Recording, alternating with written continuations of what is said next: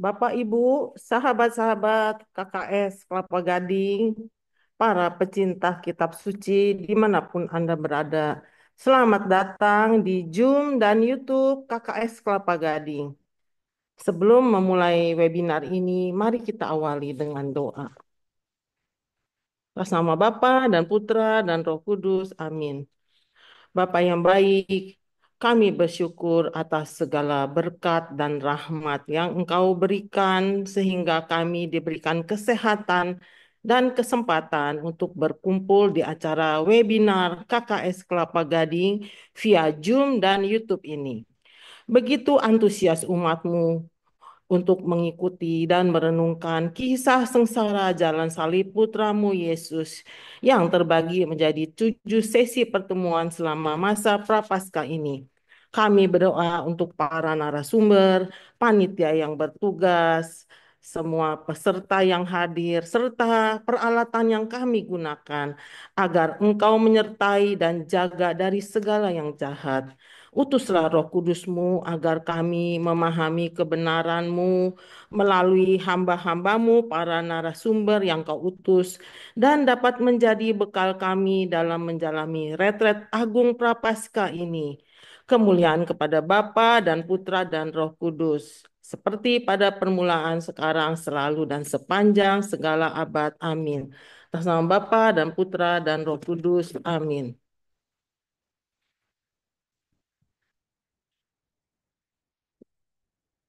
Bapak, Ibu, para pencinta kitab suci, sebelum kita memulai, eh, kami mau infokan beberapa hal agar webinar kita dapat berjalan lancar ya Bapak Ibu ya.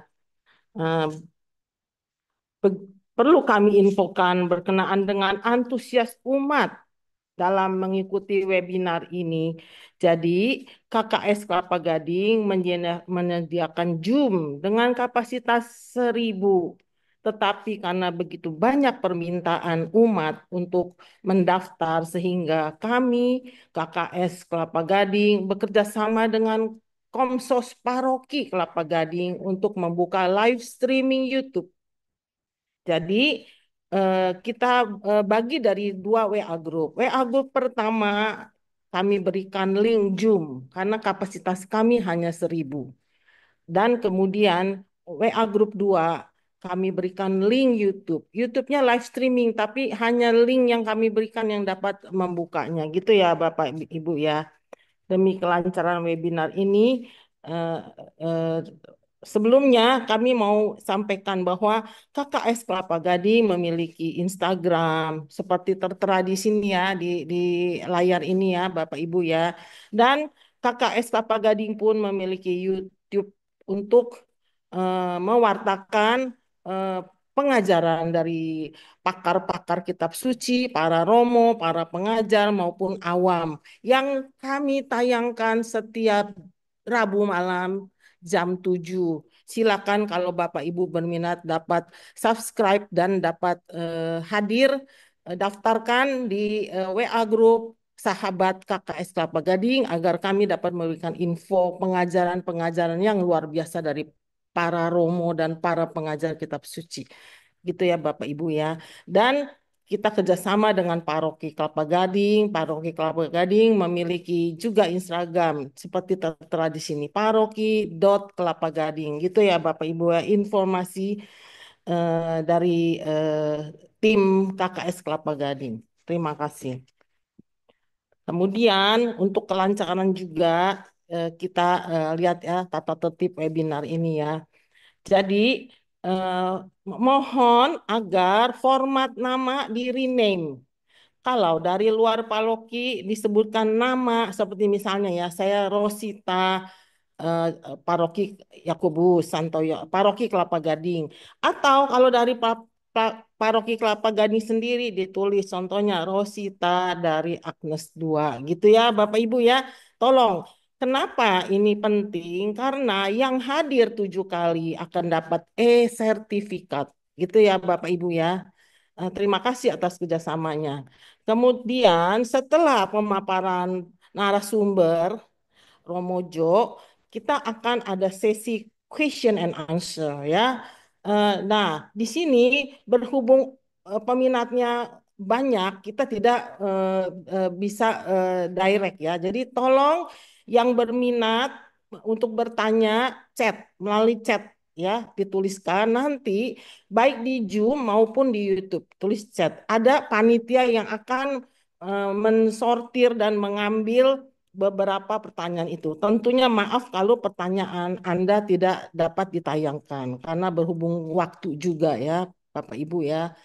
Dan untuk itu mari kita tidak berlama-lama lagi, kita tampilkan narasumber kita. Romo, maaf sebelumnya saya mau menceritakan tentang tema kita kisah sengsara Yesus ini. Kisah sengsara Yesus ini kali ini diambil dari Injil Markus.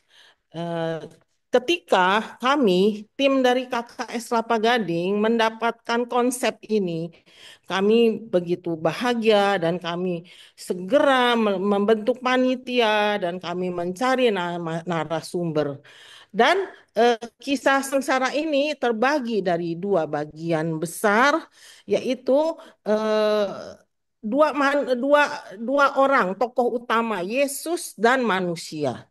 Yesus yang menjalani sengsara, penyalipan dan mati, kemudian manusia yang reaksinya berhadapan dengan misteri sengsara Yesus itu. Dan terbagi dari dua tema besar, Yesus berhadapan dengan manusia yang tidak beriman, ya, kebencian manusia makin memuncak dan Yesus diam. Kemudian Kemudian Yesus berhadapan dengan manusia yang beriman. Penyerahan Yesus total kepada Bapa, suasana menjadi hening. Kali ini kita tidak berlama-lama lagi, kita akan panggilkan narasumber kita yang sangat spesial, ya, yang akan membawakan dua tema dari 14 tema, 14 sebenarnya 14 perhentian jalan salib. Seperti Bapak Ibu ketahui ya, kalau kita berjalan salib itu tiap Prapaskah kan 14 perhentian ya Bapak Ibu ya. Tapi benar-benar ini penyelenggara ilahi. Kita memiliki 7 minggu. Sehingga 7 minggu itu kita carilah narasumber yang luar biasa. Dan Allah mengutus narasumber yang luar biasa ini sehingga beliau-beliau ini dengan kesibukannya mau membagikan kehebatannya di Zoom maupun YouTube KKS Kelapa Gading. Sehingga kita jadikan 7 tema. Satu narasumber membawakan 2 tema. Kebetulan bagiannya bagiannya hari ini adalah tentang Yudas. Yesus berhadapan dengan Yudas dan Yesus berhadapan dengan pengawal bait Allah yang mengolok-olok dia. Gitu ya Bapak Ibu, tak berlama-lama lagi saya mau memperkenalkan Romojo bagi yang belum kenal. Romojo ini adalah founder Bible Learning with Father Joseph. Siapa yang tidak kenal Romojo itu namanya Cooper, ya. Romojo itu dikenal di mana-mana gitu ya Bapak Ibu ya. Kedua, Romojo ini luar biasa. Romojo ini adalah ketua K3S KAJ Kelapa Gading. Sorry, KAJ Keuskupan Agung Jakarta. Dan KKS itu, Kerasuhan Kitab Suci itu adalah di bawahnya K3S yang diketuai Romojo. Berarti kita ini Kelapa Gading ini adalah menjalankan perintah Romojo nih. Romojo suruh apa kita jalankan nih Romo. Ya kan Romo? Gitu. Dan Romojo ini luar biasa lagi, ketua kursus kitab suci Santo Paulus Tebet. Nah, kita ini panitia itu alumni dari sana. Jadi Romojo, jangan khawatir, ilmu Romojo tidak sia-sia kita jalankan di sini ya Romojo ya. Dan lebih hebat lagi, Romojo ini dosen kitab suci dari Sekolah Tinggi Filsafat STF Driakara.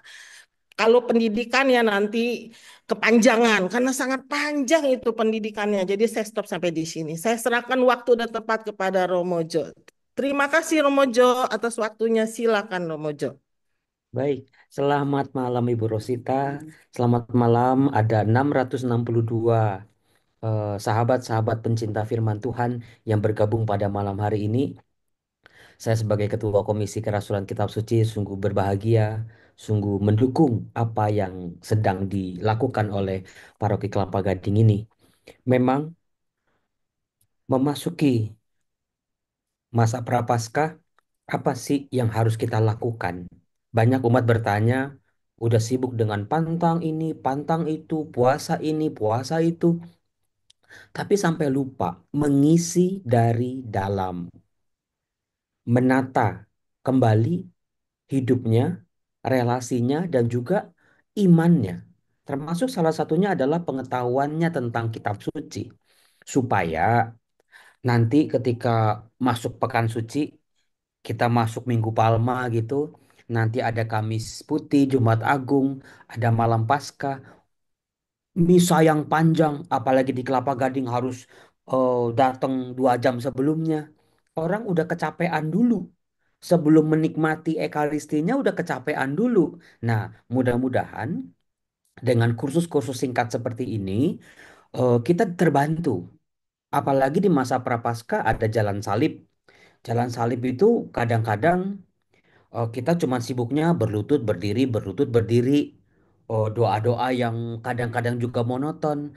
Tapi kalau kita tahu duduk perkaranya, apa yang sedang terjadi di hari-hari terakhir hidup Yesus, saya berharap iman kita semakin bertumbuh, kecintaan kita pada Tuhan. Saya nggak pernah meragukan kecintaan Anda pada Tuhan Yesus. Tapi mudah-mudahan dengan semakin akrab dengan kitab suci, kita semakin terpukau. Semakin nggak layak, betul-betul semakin tidak layak menerima kasih yang sebesar itu. Saya diminta untuk berbicara untuk membuka tentang bagaimana dalam kisah sengsara dalam Injil Markus. Pertama-tama yang bisa saya katakan begini, kisah sengsara atau passion kan di setiap Injil. Matius, Markus, Lukas, dan Yohanes. Kalau versi Yohanes, versinya panjang, versi Markus paling singkat, tapi kalau Anda nanti perhatikan ya, bagaimana Markus ketika dia memasuki menceritakan tentang kisah sengsara Yesus Kristus, satu, dia cukup detil. Kayaknya tuh jam per jam, waktu ke waktu, betul-betul rapat sekali. Seolah-olah tuh tegangannya, andai kata kita bisa merasakan betapa situasi pada waktu itu campur-campur Ibu Bapak. Yang bisa saya katakan adalah ada gosip di kalangan orang-orang pada waktu itu. Mengingat Yesus Kristus, Yesus dari Nazaret, datang dilihat sebagai pribadi yang istimewa karena dia bisa menyembuhkan, karena dia bisa mengajar tentang jalan Allah, karena dia bisa membuat mukjizat, karena dia punya banyak pengikut, 5.000 orang, 4.000 orang. Dia begitu diagung-agungkan, sangat spesial. Orang pada waktu itu berbisik-bisik, siapa dia? Nah, pertanyaan ini tentang siapa dia bukan sebuah kebetulan adalah inti sari dari Injil Markus. Kalau Anda baca Injil Markus bab 1 sampai bab 16, semua bab-bab itu sebetulnya untuk menjawab, memberi jawaban bagi kita. Kita yang seringkali bertanya, siapa sih Tuhan Yesus itu? Makanya di Markus bab 8, Yesus bertanya kepada Petrus bukan, menurut kamu siapakah aku ini? Petrus sebagai wakil dari gereja perdana, menyebut engkaulah Mesias anak Allah yang hidup. Lalu, apakah Anda tahu setelah pengakuan itu, setelah Markus bab 8, jalan hidup Yesus itu terjalnya luar biasa. Kalau kita baca itu Markus bab 7, Markus bab 8, 9, 10, 11, 12, 13, itu terjal. Artinya begini, semakin banyak orang-orang tidak memahami dia. Semakin banyak orang-orang salah tangkap, ada miskomunikasi, ada permusuhan dari imam-imam kepala, orang-orang Farisi, para bangsawan-bangsawan Herodian pada waktu itu. Jadi sejak Markus bab 8, sejak Petrus mengakui engkaulah Mesias yang kudus dari Allah, jalannya terjal. Orang mulai berbisik-bisik, mulai bergosip-gosip. Ini siapa dia? Ada ketegangan-ketegangannya makin ke belakang, makin tegang, makin kacau, makin brutal. Mungkin kata brutal ini masih terlalu sederhana untuk menggambarkan apa yang terjadi pada waktu itu. Semuanya campur aduk. Dan ternyata yang menjadi lawannya Yesus, yang berseberangan dengan Yesus, bukan cuman orang-orang yang dari awal sampai akhir jadi musuhnya dia saja. Imam-imam kepala, ahli Taurat, orang Farisi. Tapi ternyata terjadi juga pengkhianatan. Terjadi penyangkalan. Yesus ditinggalkan oleh para muridnya. Para muridnya nggak ngerti. Tuhan Yesus baru aja menceritakan soal pemberitaan tentang sengsaranya yang pertama. Para murid ributnya sama apa? Ributnya sama siapa yang terbesar di antara mereka. Terus kisah pemberitahuan yang kedua, yang ketiga, bahkan yang ketiga paling ngeri sih sebetulnya. Tuhan Yesus mengatakan anak manusia akan ditangkap, disesah, disalib, wafat, dan bangkit pada hari ketiga. Dikatakan nanti para murid tidak lagi bertanya apapun. Itu sih ngeri. Seolah-olah Tuhan Yesus dibuat berjuang sendirian melawan para lawan-lawannya. Ada orang luar, ada orang dalam. Nah, saudara-saudara, ternyata pribadi-pribadi yang bersinggungan dengan Tuhan Yesus ini masing-masing punya agendanya sendiri-sendiri. Saya catat masing-masing tokoh, masing-masing pribadi yang bersinggungan dengan Yesus sejak pengakuan Petrus sampai nanti masuk kisah sengsara di Markus bab 14 sampai nanti di kayu salib, masing-masing orang ini punya agendanya sendiri-sendiri. Contoh, contoh yang paling jelas. Misalnya, imam-imam kepala. Mungkin selama ini kita di Jalan Salib, kita di Jumat Agung gitu ya. Kita nggak, imam-imam kepala memang mereka rese, memang mereka tuh iri hati sama Tuhan Yesus, gara-gara Tuhan Yesus memporak-porandakan bait pedagang-pedagang bait suci, bukan? Tapi tahukah Anda, mungkin saya bongkar di sini. Saya tanya kepada Anda, siapa yang paling sibuk di saat itu di Yerusalem, dikatakan Matius, Markus, Lukas, Yohanes dengan rata berkata pada saat persiapan Paskah, menjelang Paskah. Ini mudah-mudahan menjadi sebuah informasi sangat penting buat kita. Di Yerusalem, pusatnya ibadah. Karena sejak zaman Daud, ibadah-ibadah di utara, ibadah-ibadah di tempat lain ditutup-tutupin semua. Hanya ada satu tempat ibadah yang menjadi pusat perayaan Paskah orang-orang Yahudi.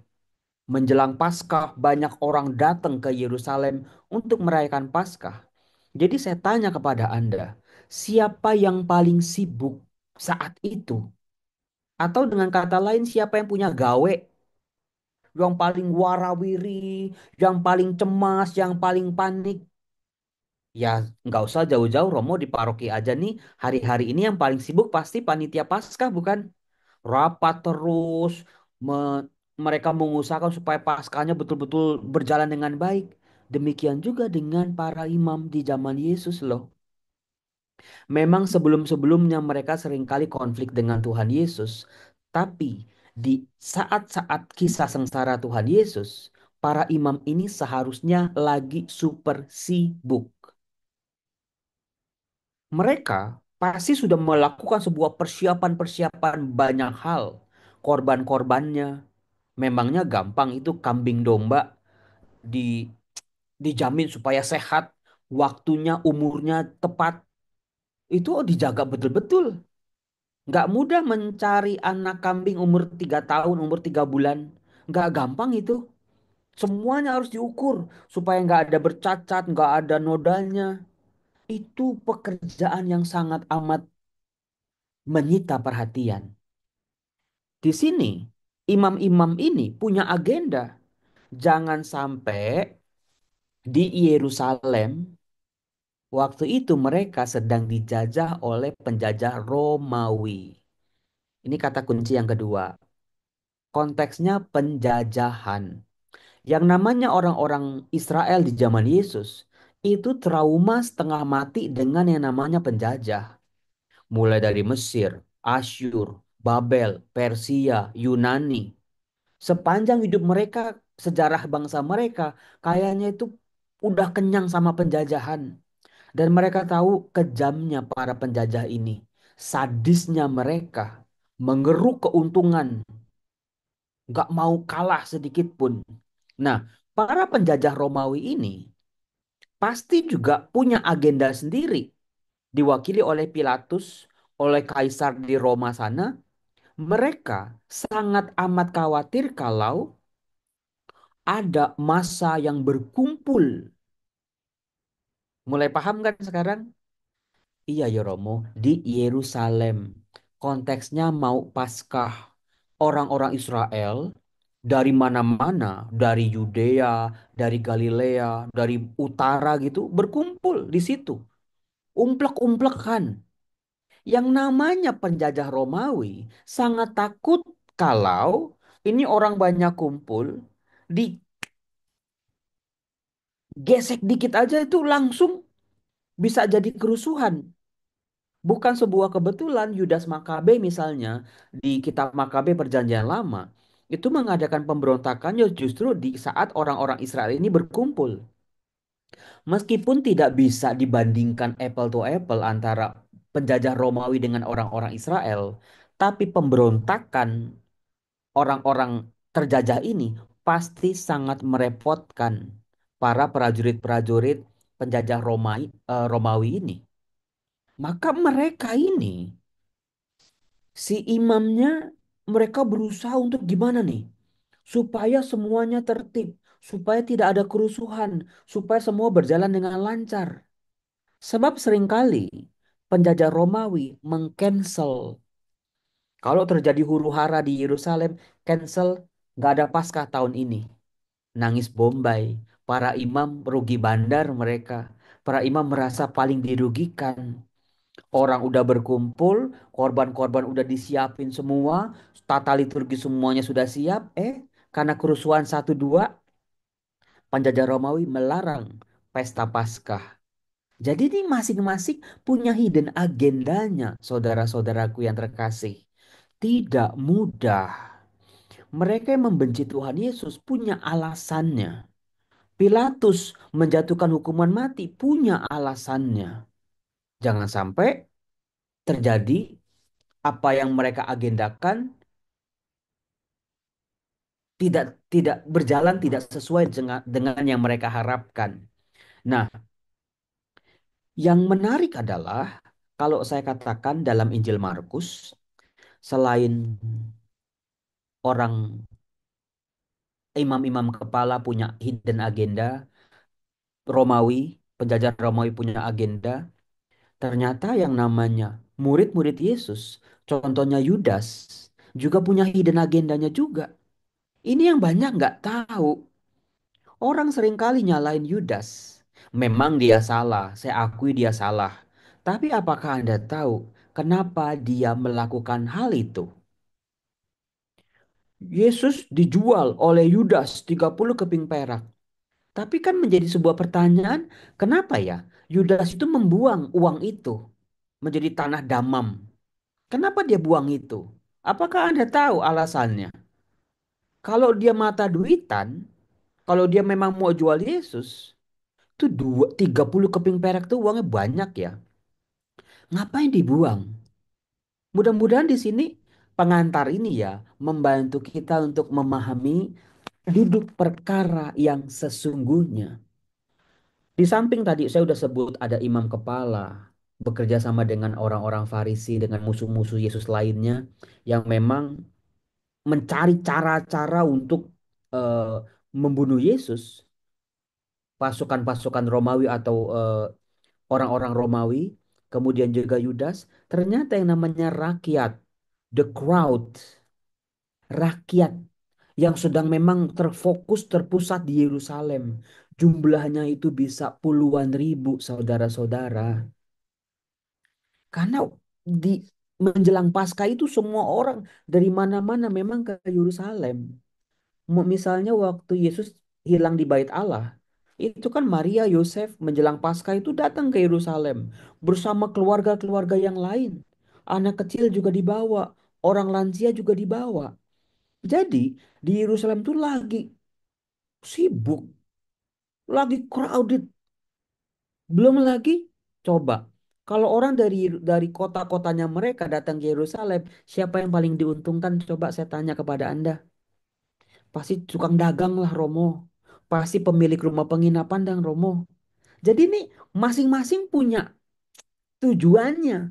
Masing-masing merasa diuntungkan satu sama lain. Ada crowd di situ. Nah, misalnya saya buka Markus bab 14 ya. Hari Raya Paskah dan Hari Raya Roti Tidak Beragi akan mulai 2 hari lagi. Imam-imam kepala dan ahli-ahli Taurat mencari jalan untuk menangkap dan membunuh Yesus dengan tipu muslihat. Sebab mereka berkata, jangan pada waktu perayaan, supaya jangan timbul keributan di antara rakyat. Itu Markus bab 14 ayat 1-2. Mudah-mudahan tadi saya ngomong panjang lebar langsung jelas ketika Anda baca 2 ayat ini. Masing-masing punya hidden agenda, punya maksudnya sendiri-sendiri. Mereka ada maksud dendam, tapi jangan pada perayaan dong. Nanti muncul huru-hara. Kalau ada huru-hara, nanti Romawi si penjajah nggak suka, nanti dibatalin Paskahnya. Rugi kita. Rakyat waktu itu, rakyat yang berkumpul di Yerusalem adalah rakyat yang juga udah enak, udah muak, udah geli, udah trauma, udah kesel dan negatif-negatifnya yang lainnya deh. Mereka itu kumpulan orang-orang. Ingat saudara-saudara ini masa penjajahan. Di mana-mana yang namanya masa penjajahan bukan masa yang baik-baik saja. Masa lagi susah. Perayaan Paskah itu dekat dengan musim panen. Tapi apalah artinya mereka panen, mereka udah apa ya, cari mengolah tanah, ngurus ladang-ladang mereka. Tapi semua hasil panen itu diserahkan sebagai pajak kepada para penjajah Romawi. Jadi rakyat juga udah muak, enek seenak-enaknya. Udah mereka tuh sangat mengharapkan siapa ya? Sebetulnya ya, dengan kumpulan orang terfokus di Yerusalem, dipicu sama satu korek api, misalnya kayak gini nih, di ces gitu aja. Rakyat sangat mudah tersulut karena emosi mereka memang juga sudah sangat berantakan. Emosi mereka sudah nggak karu-karuan. Tinggal ada yang mimpin, tinggal ada yang sulut, tinggal ada yang dorong gitu. Wah, itu pasti jadi kerusuhan yang luar biasa. Apalagi mereka melihat Yesus bisa menyembuhkan, bisa mengusir roh jahat, bisa berjalan di atas air, bisa memecah 5 roti 2 ikan, bisa menyembuhkan orang-orang sakit, imam-imam kepala, orang-orang Farisi berdebat sama Yesus nggak ada yang menang. Jadi Anda bisa bayangin betapa tingginya harapan rakyat orang banyak ini. Mereka akhirnya menemukan sosok yang mereka rindukan bertahun-tahun bahkan ratusan tahun. Mudah-mudahan orang ini akan memimpin kita untuk melawan Romawi si penjajah itu. Soal menang, soal kalah itu nanti dulu deh. Minimal kita lawan. Itu dia poinnya saudara-saudara. Jadi setiap tokoh dalam Injil Markus ataupun Injil-Injil yang lain itu punya misinya. Bukan berarti cuman mereka-mereka doang yang punya misi, punya agenda. Tuhan Yesus pun punya misi dan agenda. Apalagi kalau bukan dia datang ke Yerusalem untuk melaksanakan kehendak Bapaknya. Nah, disinilah terjadi gesekan saudara-saudara. Kehendak Bapa berbeda dengan kehendaknya imam-imam kepala. Kehendak Bapa berbeda dengan kehendaknya Romawi-Romawi dengan segala prajuritnya itu. Kehendak Bapa berbeda dengan orang banyak. Keinginannya orang banyak itu. Kehendak Bapa juga beda sama keinginannya Yudas. Para murid yang lain termasuk Petrus. Jadi gesekan, ketegangannya tuh terjadi di situ. Antara God's will, kehendak Allah yang sedang diperjuangkan oleh Tuhan Yesus dengan berbagai macam keinginan-keinginan, harapan-harapan yang udah carut marut, udah kayak cendol itu kota Yerusalem, semua-mua udah dicampur di situ. Nah, saudara-saudara, saya mau mulai begini. Saya mau mulai dari bagaimana Yudas mengkhianati Yesus. Ada di Markus bab 14 itu ayat 10.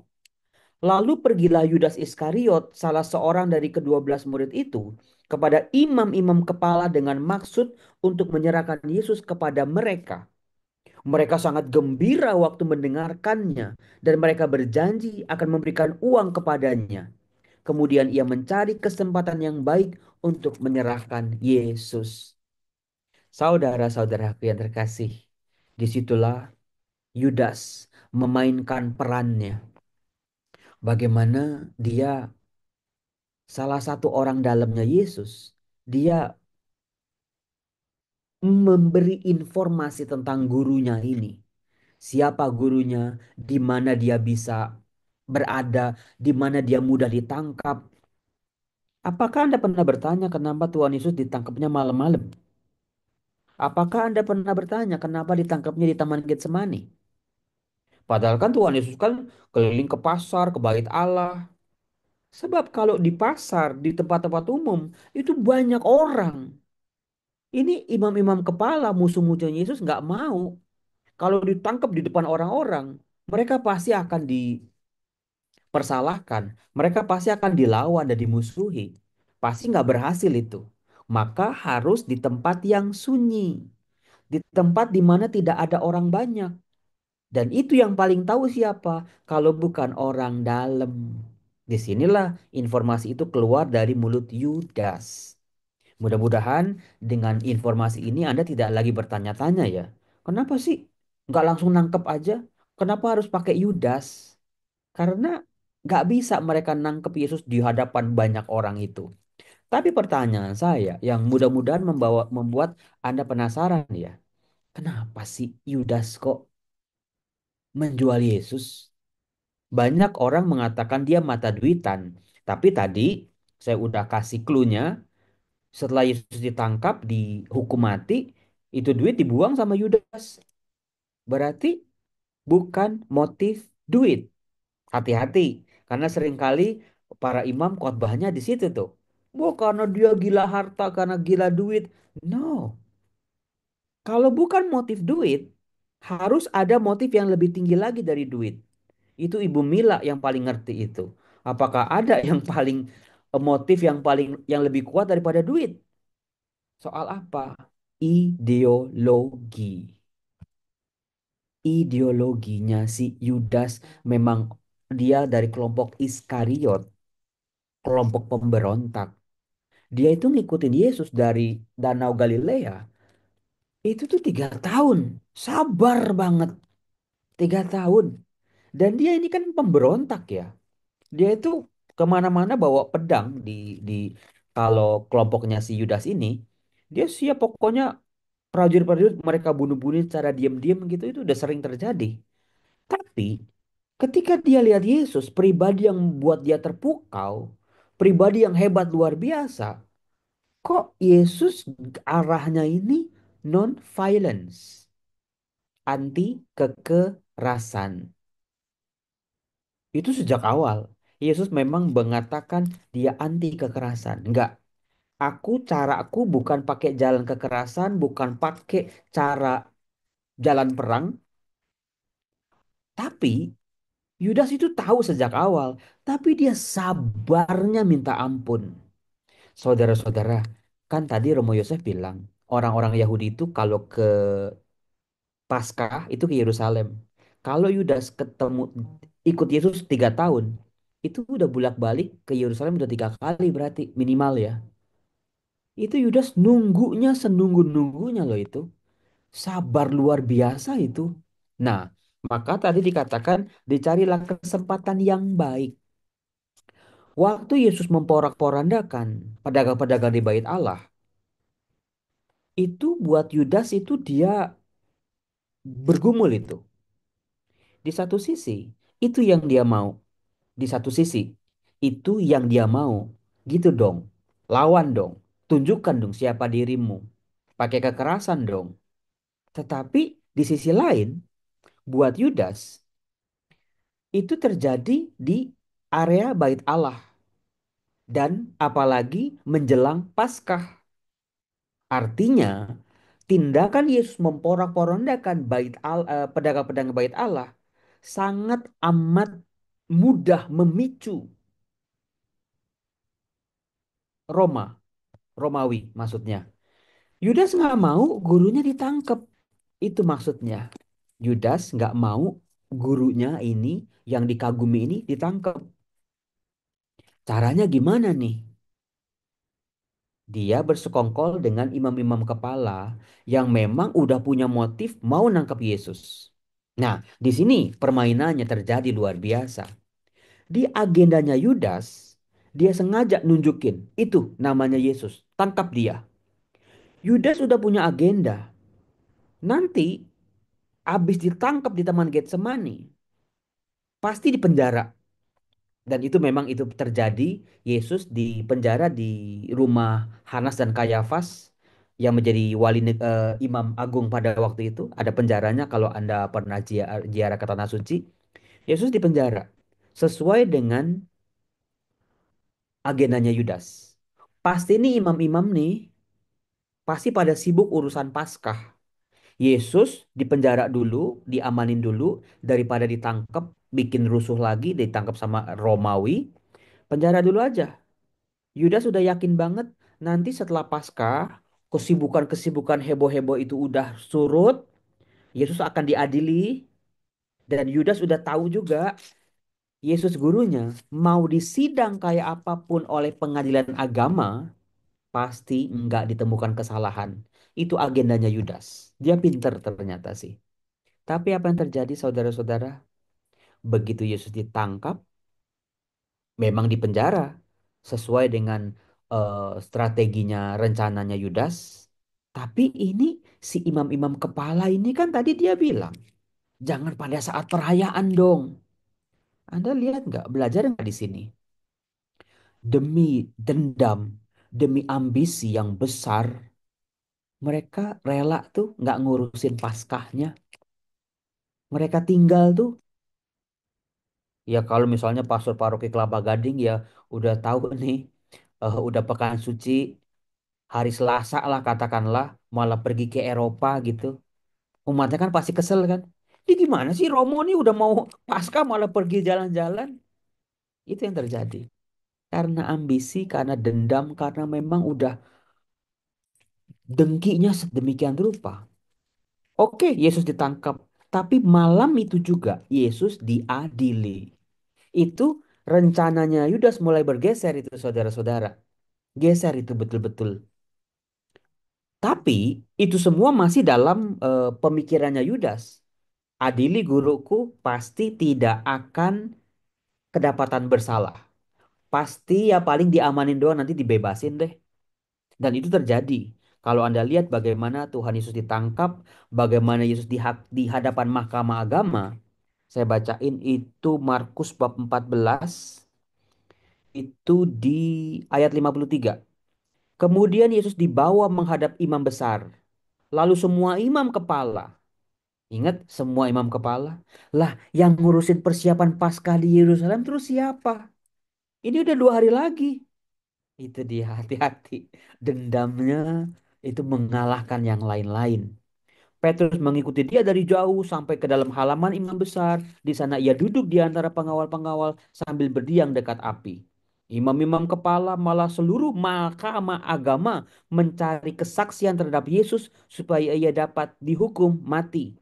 Tetapi mereka tidak memperolehnya. Itu Markus bab 14 ayat 53 sampai 55 tuh. Itu semua masih di dalam rencananya si Yudas. On the track lah Yudas di situ dia seneng banget. Karena Yesus di saksi apapun yang dibawa oleh mereka-mereka ini, mau saksi palsu apapun, melanggar hari Sabat. Toh kalau itu memang betul Yesus melanggar, itu hukumannya bukan hukuman mati. Yesus mengatakan dia itu anak Allah gitu ya. Itu ganjarannya bukan hukuman mati. Gak bisa. Jadi itu bagaimana semua udah dalam hitungannya Yudas sebetulnya. Dikatakan banyak orang juga mengucapkan kesaksian palsu terhadap dia. Tetapi kesaksian-kesaksian itu tidak sesuai yang satu dengan yang lain. Jadi ini orang udah brutal. Keburu-buru, terpaksa. Karena sebentar lagi mau Paskah. Maka mereka ya comot-comot aja kesaksian-kesaksian. Kesaksian 2 orang laki-laki di pengadilan Yahudi itu bisa membuat si Susana, ingat ya kisah Susana ya, itu bisa dihukum mati itu. 2 kesaksian. Dan ini terjadi lagi, cuma cukup 2 doang. Tapi ternyata tidak ada keselarasan satu sama lain. Saksi-saksi ini malah menunjukkan kebobrokan mereka ini. Lalu beberapa orang naik saksi melawan dia dengan tuduhan palsu. Kami sudah mendengar orang ini berkata, aku akan merubuhkan bait suci buatan tangan manusia ini. Dan dalam 3 hari akan kudirikan yang lain yang bukan buatan tangan manusia. Yang kayak begini, ganjarannya bukan hukuman mati. Imam-imam kepala nggak cukup, oh ya udah dihukum aja deh 2 tahun penjara gitu. Nggak, mereka nggak puas di situ. Dalam hal ini pun kesaksian mereka tidak sesuai yang satu dengan yang lain. Jadi terlalu banyak agenda, terlalu banyak saksi palsu, terlalu banyak yang dipaksakan pada hari itu. Sehingga ya berhadapan dengan kebenaran sejati, hancur semua, meleleh semua, nggak ada yang bisa bertahan. Itu luar biasanya yang membuat saya tuh sangat kagum dengan pribadi yang satu ini. Namanya Yesus Kristus dari Nazaret. Satu lawan ratusan kesaksian. Yang namanya kebenaran sejati. Yang lain gak bisa bertahan. Nah dikatakan, maka imam besar bangkit berdiri di tengah-tengah sidang dan bertanya pada Yesus. Tidakkah engkau memberi jawab atas tuduhan-tuduhan saksi-saksi ini terhadap engkau? Tetapi ia tetap diam, tidak menjawab apa-apa. Jadi di sini ratusan saksi, Yesus nggak memberi jawab apa-apa, cuma diem. Anti kekerasan, tapi dalam diamnya saja, itu semua saksi-saksi nggak berkutik ibu bapak. Itu sih buat saya kagum. Di dalam sengsaranya, saya, Anda mudah-mudahan menemukan kebenaran sejati. Kebenaran yang nggak kaleng-kaleng, kebenaran yang nggak palsu, kebenaran yang bukan main topeng-topeng. Tapi ketika nanti Anda ikut jalan salib ya, ketika Anda nanti masuk pekan suci, cobalah hadapi, lihat pribadi satu ini sebagai seorang kebenaran sejati.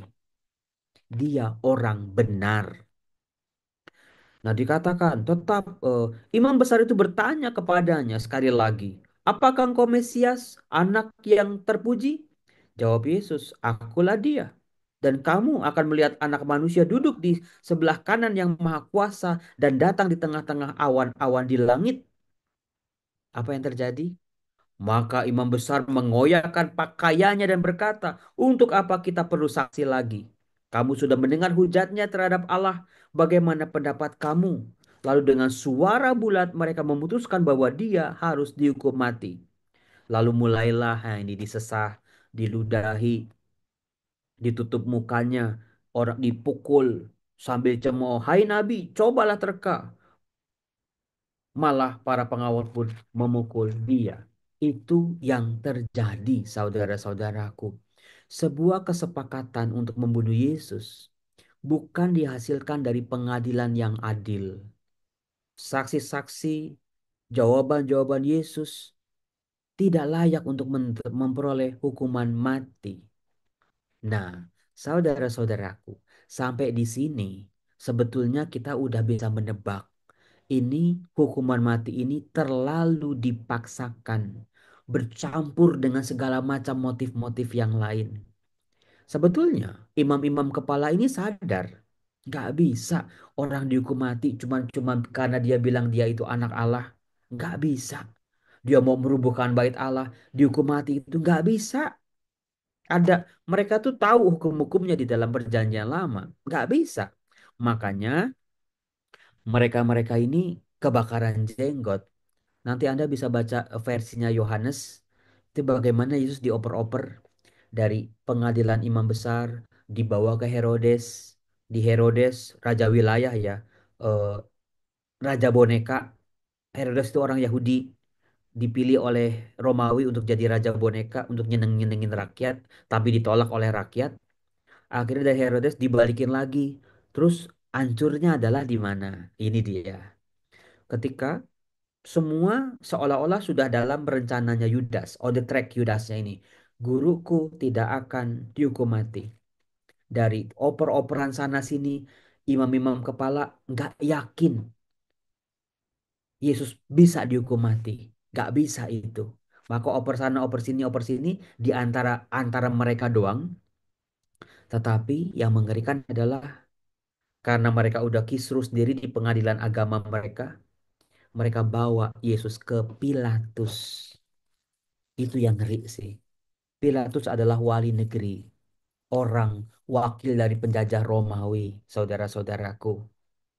Anda bisa baca itu di Markus bab 15. Tadi sudah saya katakan, Markus itu rapet banget ketika menceritakan kisah sengsara.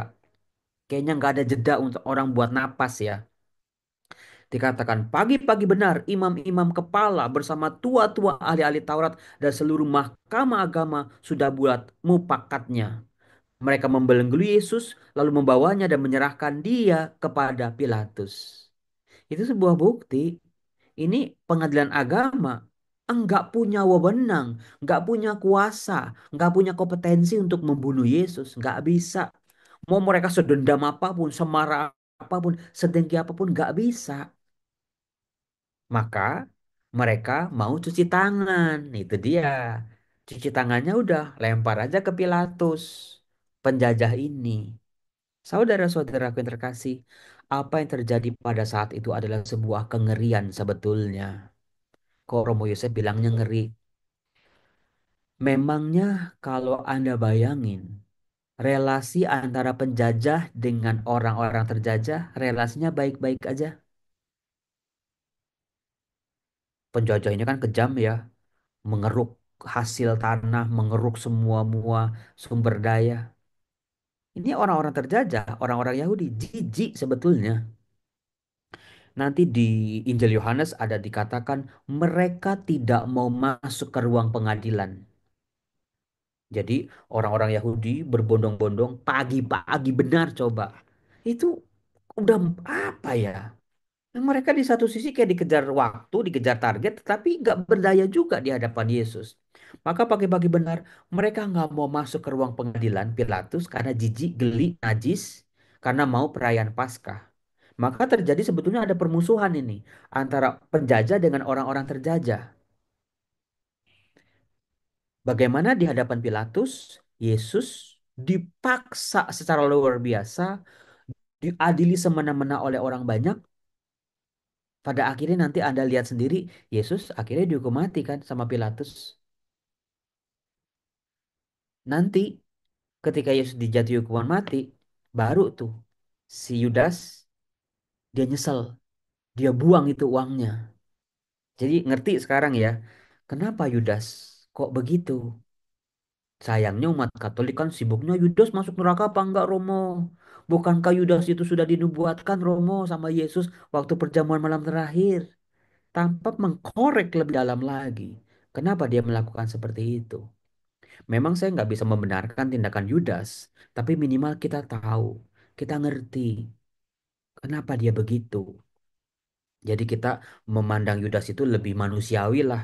Kan kalau kita ya kita berdosa, kita lemah, terus orang menghakimi kita semena-mena.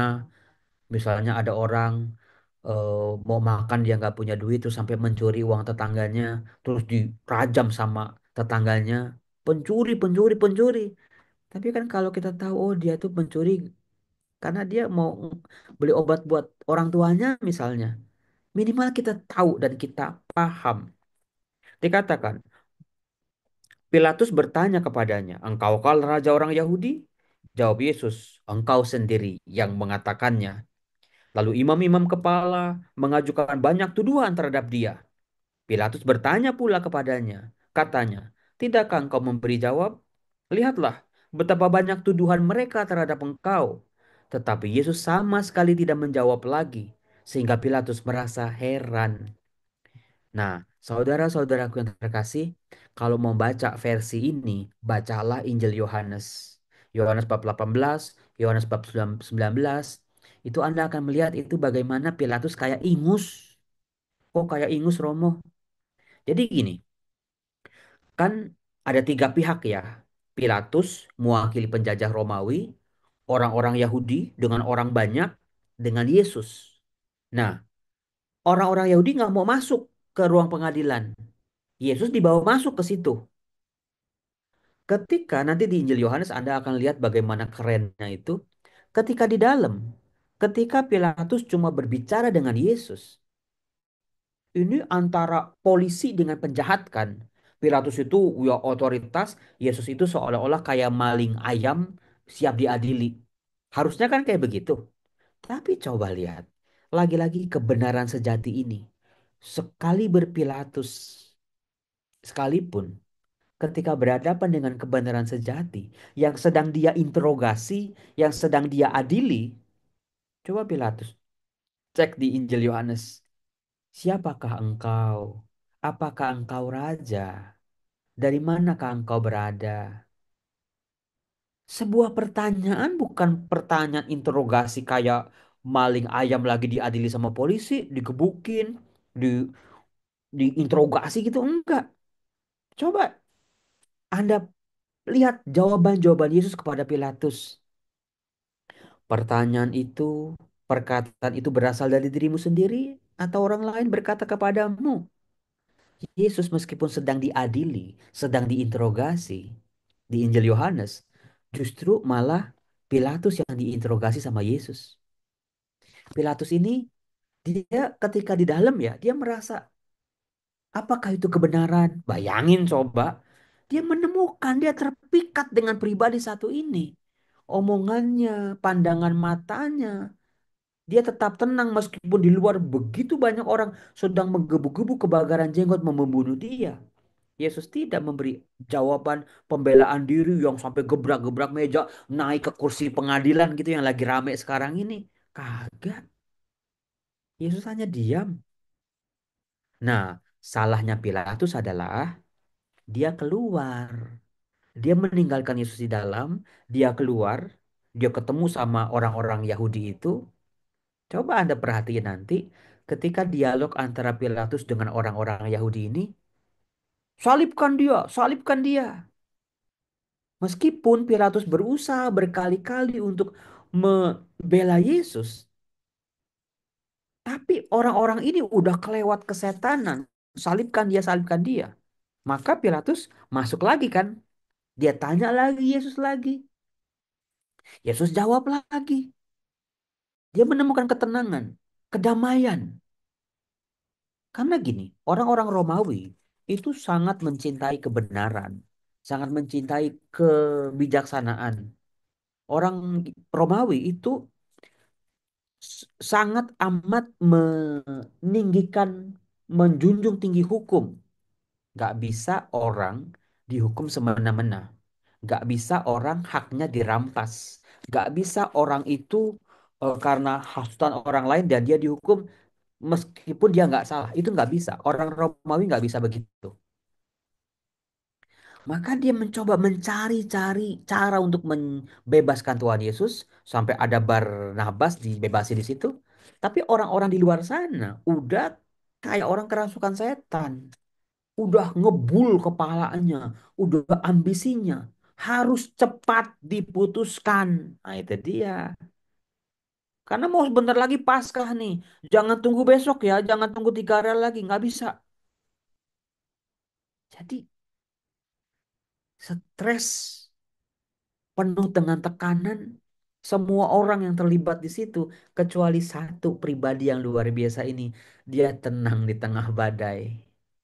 Jadi apakah Anda makin mencintai Tuhan Yesus kalau begini? Kalau kita kan, kalau kena masalah, oh panik sana, panik sini, gerobak sana, debuk sini. Belajarlah dari pribadi yang sedang dimusuhi banyak orang ini. Pribadi yang sedang disalahpahami ini. Pribadi yang sebetulnya sedang dimanfaatkan oleh orang-orang tertentu ini. Salahnya Pilatus adalah dia bawa Tuhan Yesus keluar. Ecce homo. Inilah raja orang Yahudi. Salahnya Pilatus di situ. Dan apa yang terjadi kalau di Injil Yohanes? eh, kan Pilatus berusaha ya untuk membebaskan Yesus. Tapi sebetulnya dia juga punya misi juga. Dia punya motif juga.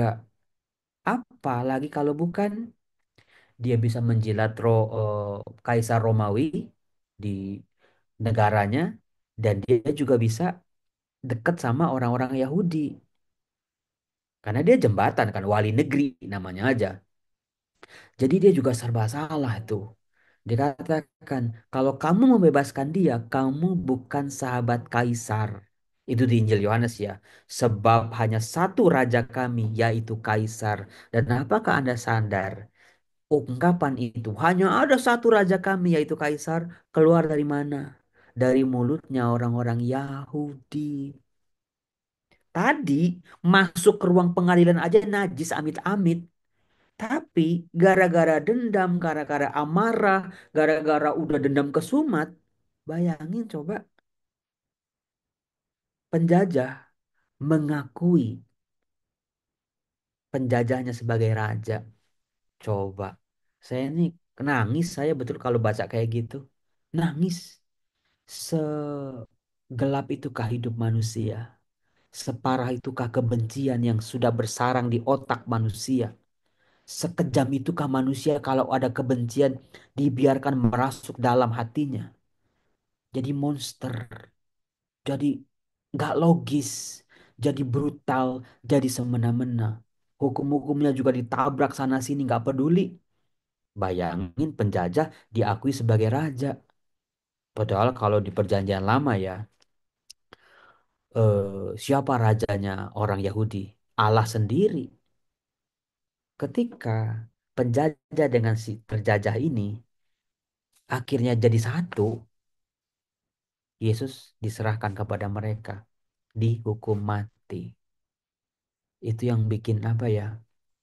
Bagaimana kepiluannya, bagaimana kengeriannya, manusia itu jahat. Kalau udah keracunan ya, dengan kebencian bisa jadi jahat. Kalau udah jahat semuanya ditabrak, semuanya dihalalkan secara mengerikan. Nah, luar biasanya saudara-saudaraku, terjadi penyangkalan di situ, terjadi pengkhianatan di situ. Saya mau mengajak Anda ya, buka Yohanes bab 18 deh. Karena kalau ngomongin kisah sengsara, saya nggak tahu ini yang usul Markus itu siapa, tapi paling seru tuh dari Injil Yohanes sebetulnya ya. Kalau Anda buka Yohanes bab 18, disitulah disebut sebagai Passion Narrative of Jesus Christ. Kisah sengsara Tuhan Yesus. Yohanes 18, Yohanes 19, Yohanes 20. Yohanes ya 20 sampai 20. Itu namanya kisah sengsara sejak Yesus ditangkap di Taman Getsemani sampai di wafat di salib. Nah, saudara-saudara, kalau Anda lihat ya, kalau Anda lihat tadi saya buka yang mana? Eh, Anda lihat cek dulu Yohanes 13. Yohanes 13 itu cikal bakalnya itu Yesus membasuh kaki para muridnya. Kalau Anda punya stabilo, saya kasih tugas Anda, coba garis bawain, distabiloin kata tahu. Bahasa Yunaninya ginosko. Tahu bukan cuma di kepala doang, tapi tahu seluruh dengan perasaan, dengan seluruh pengenalan jiwa raga.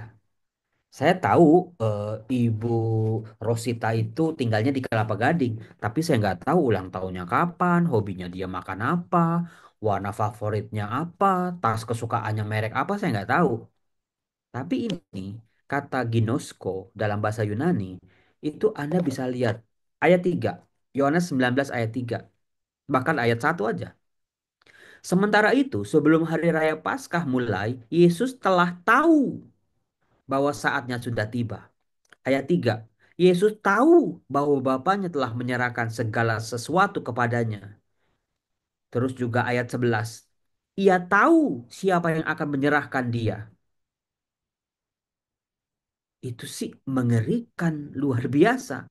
Ayat 17, Jikalau kamu tahu semuanya ini, maka berbahagialah kamu jika kamu melakukannya. Ayat 18, Bukan tentang kamu semua aku berkata, aku tahu siapa yang telah kupilih. Jadi ini secara luar biasa kata tahu diulang-ulang. Belum lagi nanti di ayat 35 tuh. Dengan demikian semua orang akan tahu bahwa kamu adalah muridku jikalau kamu saling mengasihi. Jadi kata tahu, tahu, tahu, tahu artinya apa? Diperlukan sebuah kesadaran. Bukan cuma tahu di otak, tapi masuk kisah sengsara. Bisa dipahami kalau kita betul-betul bawa sepenuh jiwa, raga, segenap hatimu, segenap pikiranmu, segenap kekuatanmu. Persis seperti Keluaran bab 34 ayat 6. Ve'ahavta Adonai Elohenu v'kol levevka v'kol me'otka v'kol nefeshka. Kasihlah Tuhan Allahmu dengan segenap hatimu, segenap jiwamu, segenap kekuatanmu. Itu ternyata yang dituntut oleh Tuhan Yesus. Kalau kita cuman ya taunya sedikit-sedikit, kita cuman ya ogah-ogahan, kita cuman ya anget-anget ayam gitu ya. Banyak orang gagal memahami kisah sengsara kok. Nggak bisa. Nah, langsung ke Yohanes 18, waktu Yesus ditangkap. Lagi-lagi saya kasih Anda PR, coba garis bawain kata berdiri. Yohanes 18 sampai Yohanes 19, coba temukan kata berdiri. Yang menariknya, kalau kata berdiri ini saya tip X, kisahnya masih berjalan. Contoh, di Yohanes 18 ayat 4. Maka Yesus yang tahu semuanya akan menimpa dirinya, maju ke depan dan berkata kepada mereka, Siapakah yang kamu cari? Jawab mereka, Yesus dari Nazaret. Kata Yesus kepada mereka, Akulah dia. Dikatakan yang menarik adalah Yesus Yudas yang mengkhianati dia berdiri di situ. Oh, oh. Silakan tuh digarisbawahi untuk kata berdiri di situ. Ngapain sih Injil Yohanes menceritakan Yudas berdiri? Emangnya nggak cukup dibilang Yudas ada di situ. Tapi kenapa dikatakan Yudas yang berdiri dicatat di situ? Kemudian nanti di ayat 25, Yohanes 18 ayat 25. Simon Petrus masih berdiri berdiam. Jeng jeng. Waduh Romo, Simon berdiri, Simon Petrus. Yudas berdiri. Berarti kata berdiri dalam Injil Yohanes bukan sekedar dia seseorang gesturnya itu berdiri ya, bukan duduk atau bukan tidur. Pasti sesuatu. Eh, bukan sebuah kebetulan saudara-saudara. Buka Yohanes 19 ayat 25. Yohanes 19 ayat 25. Lagi-lagi ambil stabilo Anda. Di dekat salib Yesus berdiri ibunya. Wow. Jeng jeng jeng jeng jeng jeng. Maria, istri Klopas, Maria Magdalena. Ketika Yesus melihat ibunya, murid yang dikasihnya di sampingnya, berkatalah ia kepada ibunya, "Ibu, inilah anakmu." Kemudian katanya kepada murid-muridnya, "Inilah ibumu." Saya yakin pembaca kitab suci orang Katolik taunya Yesus ngomongnya kepada murid terkasih doang kan. Coba baca teks kitab sucinya. Kemudian katanya kepada murid-muridnya. Bukan cuma satu loh. Karena kalau cuma murid terkasih, Yesus berkata kepada muridnya. Tapi ini kan murid-muridnya. Siapa Romo murid-muridnya?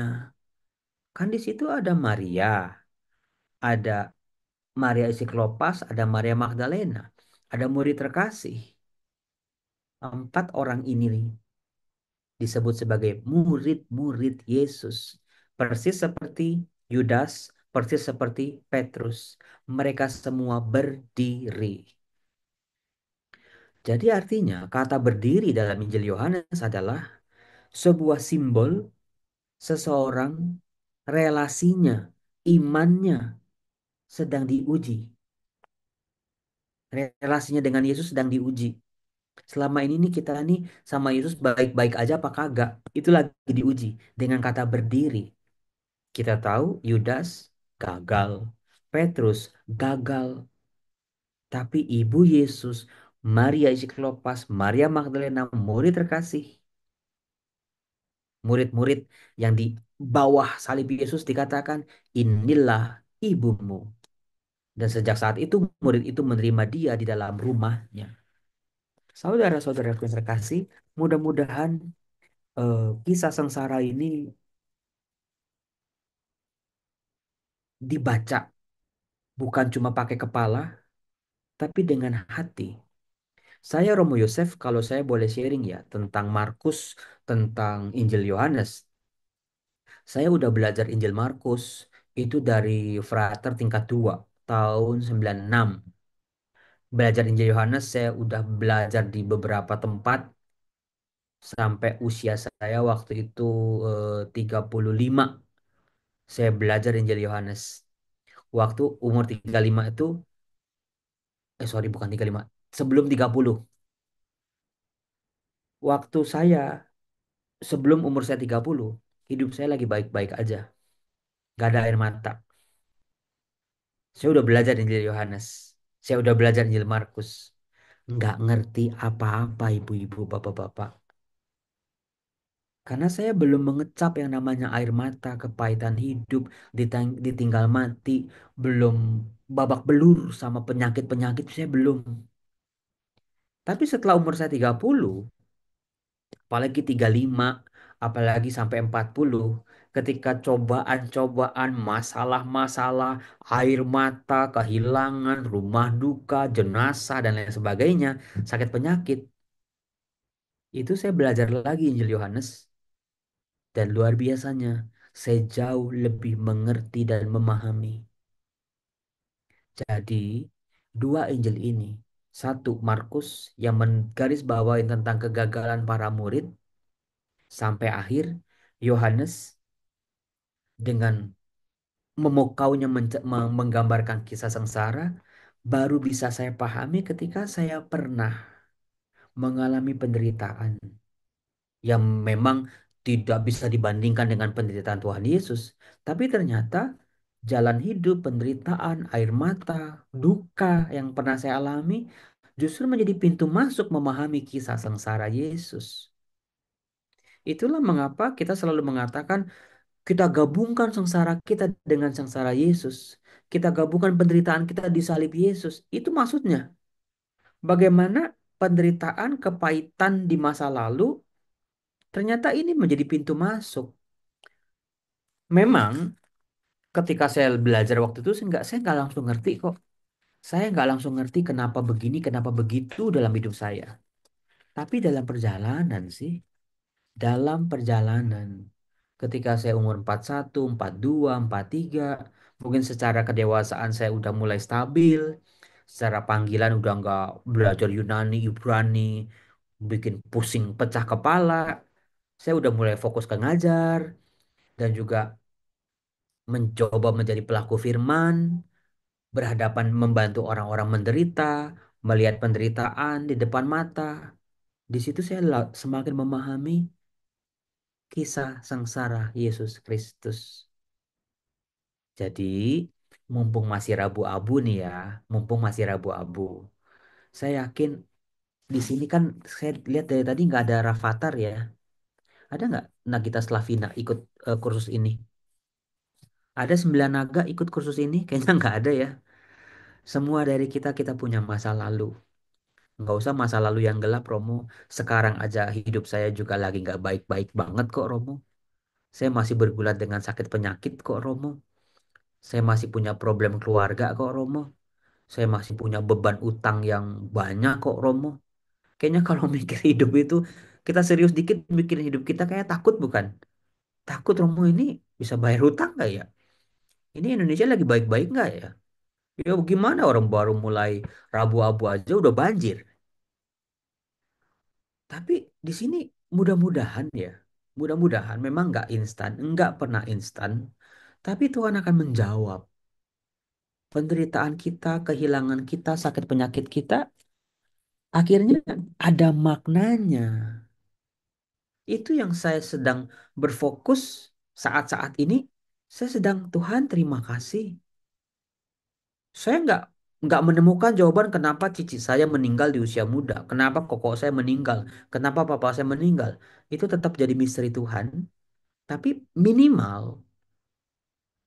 memaknai kata berdiri di bawah salib. Berdiri ya. Diuji betul-betul Tuhan. Ujilah aku, cobalah aku. Apakah aku mampu kuat berdiri? Berhadapan dengan kesengsaraanku ini, penderitaanku ini, bercermin dengan pribadimu sendiri ketika engkau memasuki kisah sengsaramu. Jadi, belajar banyak hal sih dari Tuhan Yesus. Nggak selamanya gosip-gosip itu harus di, dijawab satu-satu. Nggak selamanya omongan orang yang jelek-jelek sama kita harus kasih penjelasan kok. Nggak selamanya ketika kita dihakimi sama orang kita sakit hati. Enggak. Di situ saya belajar dari kisah sengsara ini. Bikin oh ya ya ya udah jalanin aja Sep. Jalanin aja. Yang penting Tuhan tahu pergulatan saya, Tuhan tahu air mata saya, Tuhan yang tahu pengorbanan saya. Udahlah, kasih yang terbaik buat Tuhan, jalanin. Ikhlas. Kalau butuh, kalau perlu ya diam seperti Yesus. Kalau ada saatnya menjawab ya jawab seperlunya.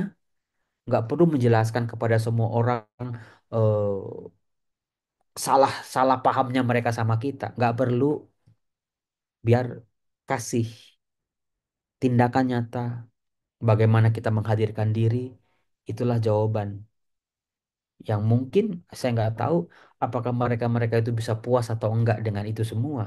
Toh bukan itu tujuannya. Hidupku untuk menjalani kehendak Bapa. Sebagai penutup, sebagai penutup ya, eh, ini 5 menit. Kemarin saya kunjungan lagi ke RSCM. Saya kunjungin anak-anak rumah teduh yang baru operasi, yang dirawat inap di RSCM. Saya berjumpa dengan satu anak, dia Down syndrome, dia kena kanker, dia kena jantung dari keluarga kurang berada. Itu kalau nggak dibilang jackpot, apalagi ya? Saya aja nggak habis pikir, Tuhan, anak ini Down syndrome aja, itu udah jadi beban buat orang tuanya. Tapi dia udah kena Down syndrome, kena kanker juga, kanker langka lagi, kena jantung juga Tuhan. Sejauh mana ini ujian yang bisa dijalani oleh keluarganya, oleh ibu bapaknya loh. Nggak gampang ini. Terus saya bersama teman-teman saya bilang kadang-kadang ada ya misteri-misteri kehidupan yang nggak bisa kita jawab. Tapi teman saya, tim saya bilang, Romo, ada Romo jawabannya. Apa? Mungkin mereka ada di dunia ini, punya tujuan supaya kita yang sehat-sehat ini bersyukur, tahu diri, bisa bersyukur, masih bisa bergerak, masih bisa kentut, masih bisa jalan-jalan, masih bisa hidup dengan leluasa. Sayangnya kan kita kan komplain lah, mudah marah lah, mudah mengalami kepahitan lah, mudah kecewa lah dengan melihat mereka. Malu kita mau ngeluh juga. Kenapa nih? Istriku tuh kalau makan tuh nggak enak.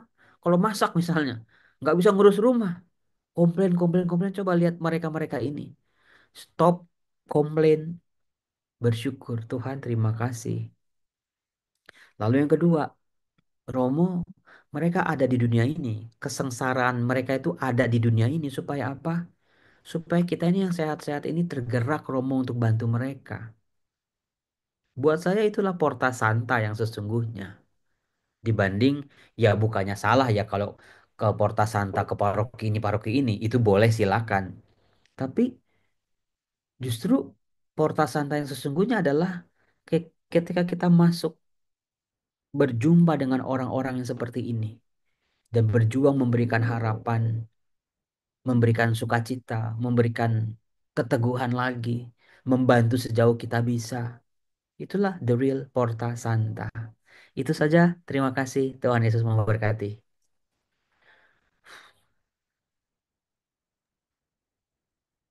Terima kasih Romo Jo, pemaparannya luar biasa Romo Jo. Sekarang kita masuk ke Q&A ya, Romo. Ada beberapa pertanyaan, saya akan tampilkan di sini ya.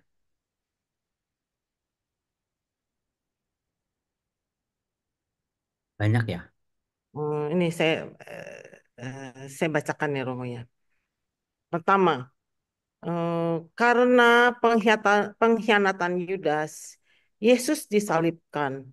Dengan kematian Yesus, manusia bisa diselamatkan. Bagaimana peranan Yudas dalam hal keselamatan manusia? Karena tanpa dia, Yesus tidak jadi disalibkan, sehingga manusia tidak akan diselamatkan. Oke. Betul kan tadi yang saya duga umat kita kebanyakan membaca kitab suci sibuknya begini, sibuknya mikirin ini. Tapi bukannya ini nggak penting ya. Kemunculan Yudas sebetulnya bukan sebuah keterkejutan dalam sejarah keselamatan Allah.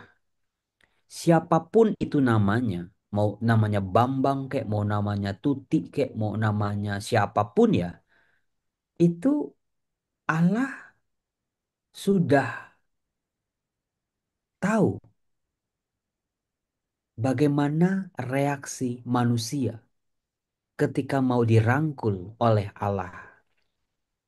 Itu bisa saya katakan ketika saya belajar dari sejarah ribuan tahun orang-orang Israel di Perjanjian Lama. Selalu adanya penolakan, dikasihi malah pergi, dicintai malah menyembah berhala, nabi-nabi banyak yang dibunuh, orang-orang yang bersuara dari pihak Allah dimusuhin. Jadi predicted artinya kemunculan Yudas sangat mudah diprediksi. Kalau kita lihat track recordnya orang-orang Yahudi di Perjanjian Lama, kebetulan aja namanya Yudas, salah satu dari murid Yesus. Jadi orang sibuk bertanya-tanya, oh berarti Yudas itu dia itu kan katanya kan kerasukan setan ya. Berarti dia itu bersalah apa enggak? Dia itu bagaimana dia mempertanggungjawabkannya? Bagaimana kalau nggak ada dia itu Yesus nggak bisa menyelamatkan dong. Saudara-saudaraku, tentang penolakan manusia terhadap cinta Allah, terhadap kasih Allah, itu sudah sangat mudah diprediksi. Jadi ketika Tuhan Yesus menyebut Yudas akan ada orang yang mengkhianati dia, itu sudah predictable, sudah sangat mudah diprediksi. Orang-orang Israel pun udah mengerti betul.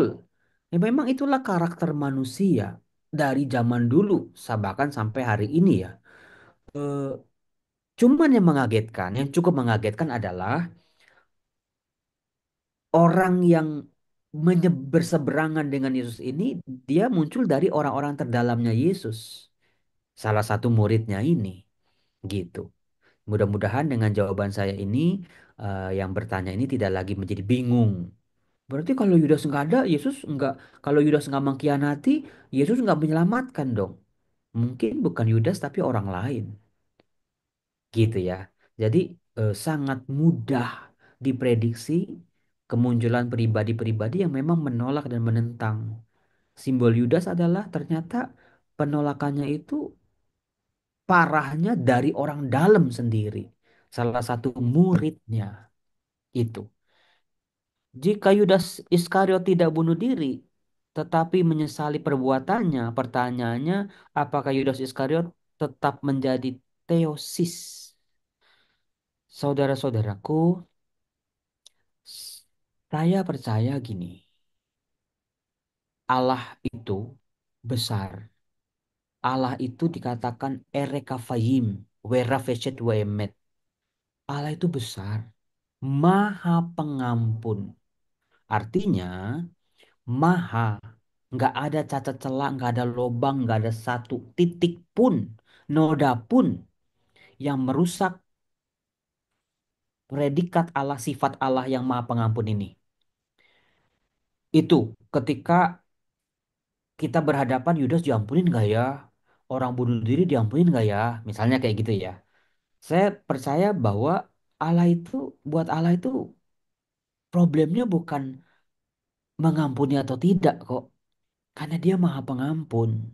Karena dia itu besar, kasihnya Maha Pengasih ya.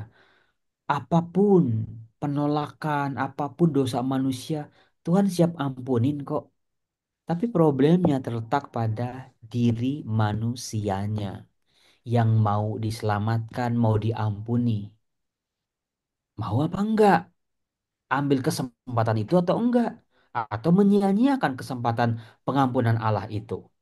Jadi itu yang bisa saya jawab. Yang ketiga, Markus 14 ayat 21 ada perkataan Yesus tentang adalah lebih baik bagi orang itu sekiranya ia tidak dilahirkan. Apakah Yesus menyesal menjadikan Yudas muridnya atau itu teguran kepada Yudas? Saudara-saudaraku yang terkasih, di antifon pembuka hari ini, antifon pembuka hari ini, kalau Anda tadi ikut misa ya, menyimak saat misa, itu dibacakan kebijaksanaan bab 11. Saya bacain kepada Anda. Engkau menaruh belas kasih kepada semua orang dan tidak membenci ciptaanmu, ya Tuhan.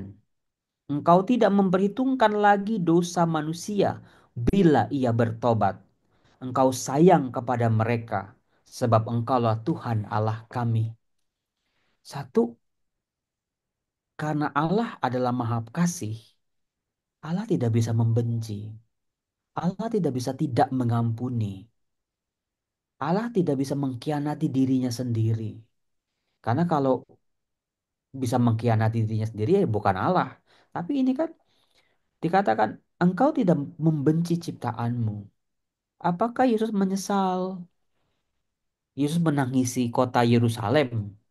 Dia menyesali juga mengapa manusia ini kok menolak mau diselamatkan oleh Allah. Tapi saya yakin Yesus tahu semuanya. Yesus tahu semuanya. Hari ini Anda nanti mau berjudi di masa pantang puasa, besok Anda mau nonton video porno, 3 hari lagi Anda mau korupsi, Tuhan tahu, tahu kok, predicted by God. Tuhan tahu, tapi kuncinya kan di sini adalah Tuhan tetap mengasihi. Artinya Tuhan yang masih punya harapan manusia untuk berubah, untuk bertobat. Sampai titik terakhir pun Tuhan kasih kesempatan itu. Itu yang bikin saya terpukau sama yang namanya jalan salib. Ada penjahat kiri kanan kan. Di titik terakhirnya penjahat itu memperoleh pertobatan. Luar biasanya sih itu sih. Soal manusia nanti melawan, manusia itu berontak, manusia itu nggak tahu diri berdosa lagi. Tuhan tahu. Tapi kasihnya ini nggak berubah. Persis seperti seorang istri tahu perselingkuhan suaminya gitu ya. Tahu suaminya mungkin kira bininya nggak tahu nih, tapi bininya tahu. Tapi dia tetap mengasihi. Itu tuh hebat luar biasa. Yang dilakukan oleh Allah lebih dari itu. Tahu saya ini boroknya di mana. Mungkin besok saya akan berdosa kayak apa. Mungkin nanti malam saya berdosa kayak apa. Tuhan tahu kok. Tapi dengan tetap mengasihi saya. Tuhan nggak menyerah dengan diri saya. Tuhan nggak membenci saya. Itu sih mudah-mudahan setiap manusia akhirnya ya mengalami dirinya dikasih secara luar biasa. Dan pada akhirnya mengalami pertobatan sih. Itu eh, jawaban saya. Terima kasih. Ini kalau tiga pertanyaan ini selalu eh, ditanyain kalau saya seminar di mana-mana. Romo, setelah penjelasan Romo, saya mulai menyadari maksud Yudas yang ternyata tidak sesuai ekspektasinya. Pinter. Pertanyaan saya, apakah kitab Yudas yang ditemukan tidak jauh berbeda waktunya dengan kitab Thomas? Itu benar. Kitab Yudas yang ditemukan tidak jauh berbeda waktunya dengan kitab Thomas. Eh, Mohon maaf, saya tidak mau menjawab ini di momen ini. Eh, saya akan jawab di kesempatan lain saja. Karena menghilangkan fokus kita soal jalan salib nanti soalnya ya. Terima kasih. Banyak ternyata ya. Mengapa Pilatus takut dengan orang banyak walaupun Pilatus memiliki kehendak untuk membebaskan Yesus? Ya dia takutlah diaduin ke Romawi. Tuh lihat tuh, masa dia si Pilatus ngakuin si Yesus itu raja orang Yahudi. Diaduin, terancam sudah kedudukannya Pilatus. Jadi ini orang-orang Yahudi ini memang tahu lihai banget cara neken orang tuh lihai banget ya. Pilatus langsung ketakutan langsung ya udah salibkan dia gitu. Pilatus tidak menemukan kesalahan Yesus dan secara rasional harus membebaskan Yesus. Tapi akhirnya Pilatus menyerah pada tekanan orang Yahudi menghukum mati Yesus. Apakah ini karena memang harus terjadi demikian agar semua terjadi menurut rancangan Allah bahwa Yesus harus mati di kayu salib untuk menebus dosa manusia? Saya percaya setiap manusia punya kebebasan untuk membuat sebuah keputusan. Jangan mentang-mentang semuanya sudah diselenggarakan oleh Allah, semuanya sudah predicted, semuanya sudah digariskan oleh Allah, lalu manusia cuma sekadar jadi robot gitu ya. Melakukan sebagaimana perannya. Saya rasa enggak. Titik poinnya adalah di situ kita bisa melihat manusia yang diberi kebebasan untuk mengambil keputusan. Orang Yahudi, Yudas, Petrus, para murid yang lain, Maria di bawah salib Yesus, Maria Magdalena, termasuk kita.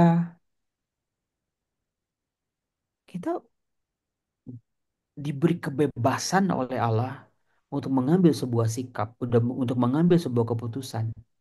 Ini Prapaskah ini nih aku mau serius gak nih pantang puasanya? Aku mau gimana nih ngisi masa Prapaskah ini? Santai-santai ya bisa, nggak puasa, nggak pantang ya bisa, nggak makan daging ya bisa, makan daging ngumpet-ngumpet ya bisa, ngerokok ngumpet-ngumpet ya bisa. Itu the real love. Itulah cinta yang sejati.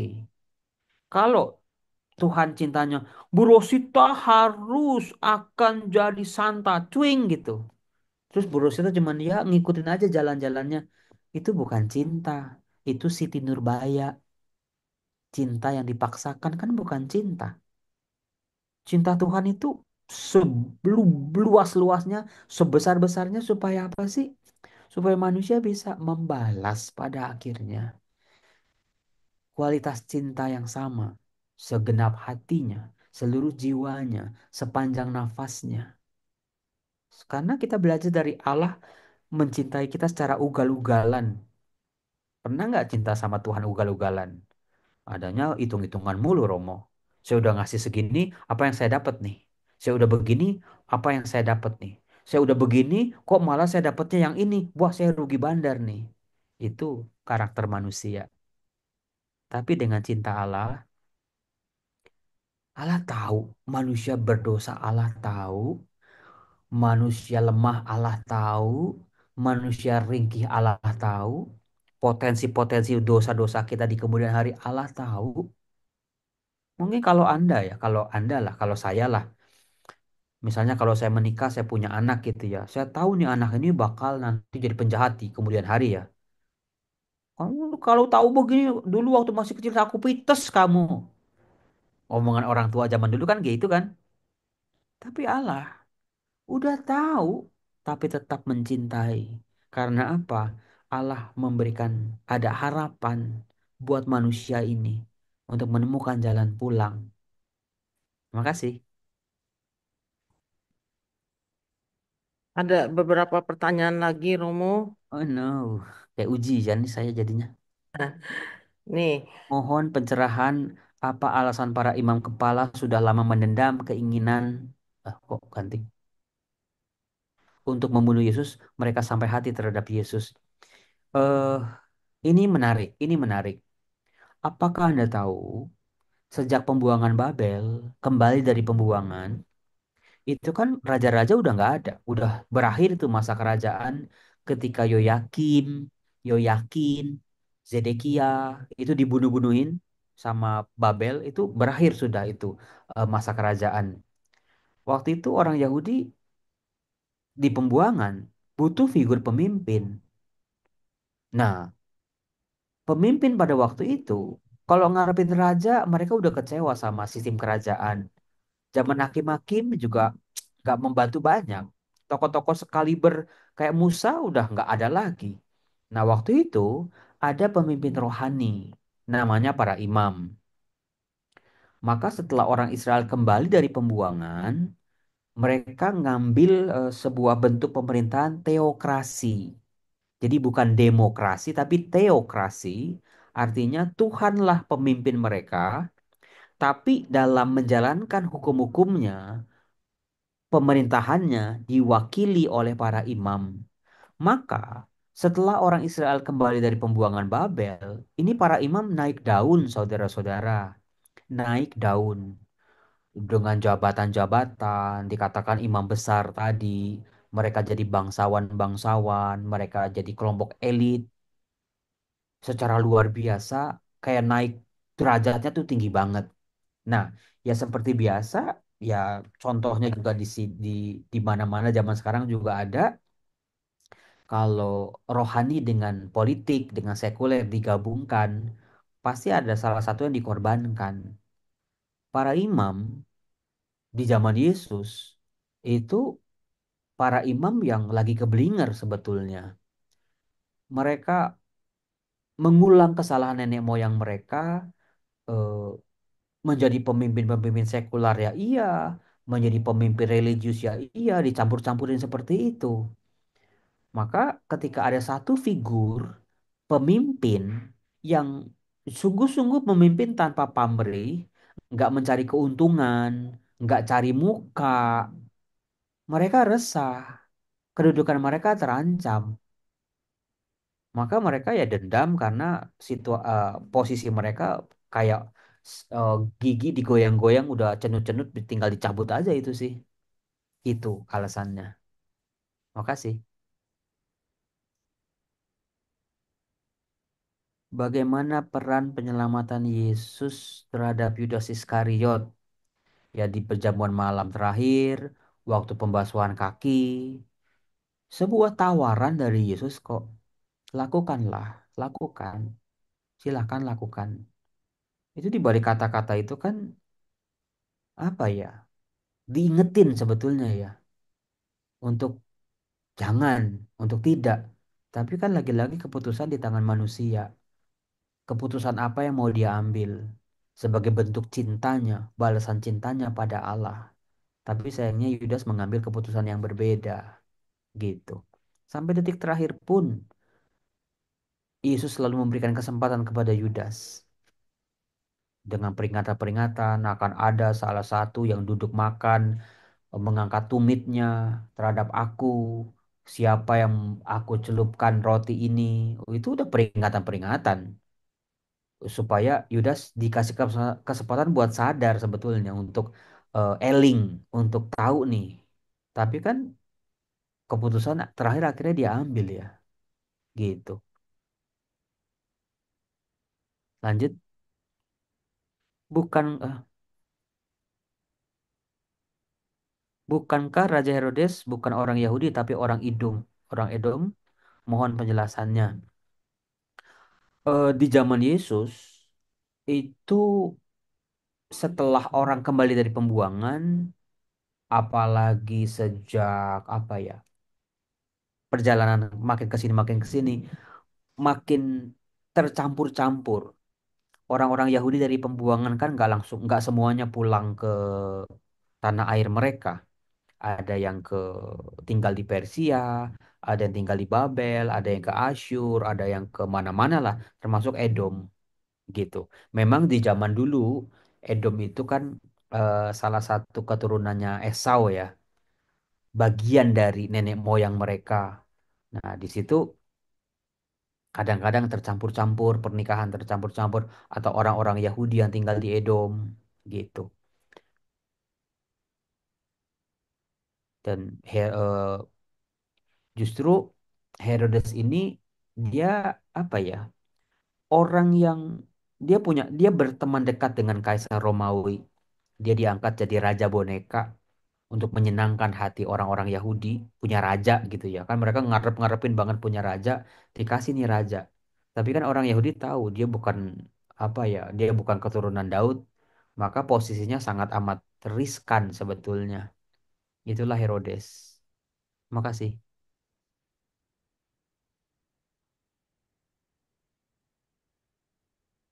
Apakah masih ada pertanyaan? Oh, Romo, satu lagi nih, Romo. Setelah wafat dan kebangkitan Kristus, kapan ibadat jalan salib mulai dilaksanakan orang-orang Kristen? Yang bisa saya jelaskan adalah penghormatan terhadap sengsara Yesus, penghormatan terhadap wafat Yesus, penghormatan terhadap apa yang terjadi di Golgota, apa yang terjadi dalam pengadilan Pilatus, apa yang terjadi di Taman Getsemani, itu menjadi bagian dari pewartaan gereja sejak awal, menjadi bagian dari favoritnya orang-orang gereja perdana, menjadi intisari dari pewartaan kekristenan. Bukan sebuah kebetulan, sengsara Yesus ini lagi-lagi eh, saya katakan betul-betul memberi perjuangan, memberi inspirasi buat perjalanan pengikut Kristus selanjutnya yang juga tidak jarang bahkan sering berhadapan dengan sengsara yang sama, penderitaan yang sama. Contoh orang-orang jemaat Kristen di Roma, tempat Markus menulis Injilnya ya. Itu untuk orang-orang Roma. Bagaimana ternyata pengikut Kristus kecil, nggak banyak. Mereka diusir dari sinagoga oleh saudara-saudara Kristen mereka. Mereka difitnah di hadapan Kaisar Romawi bahwa orang-orang Kristen ini membakar kota Roma, mereka dianiaya, mereka dikejar-kejar, mereka dibunuh.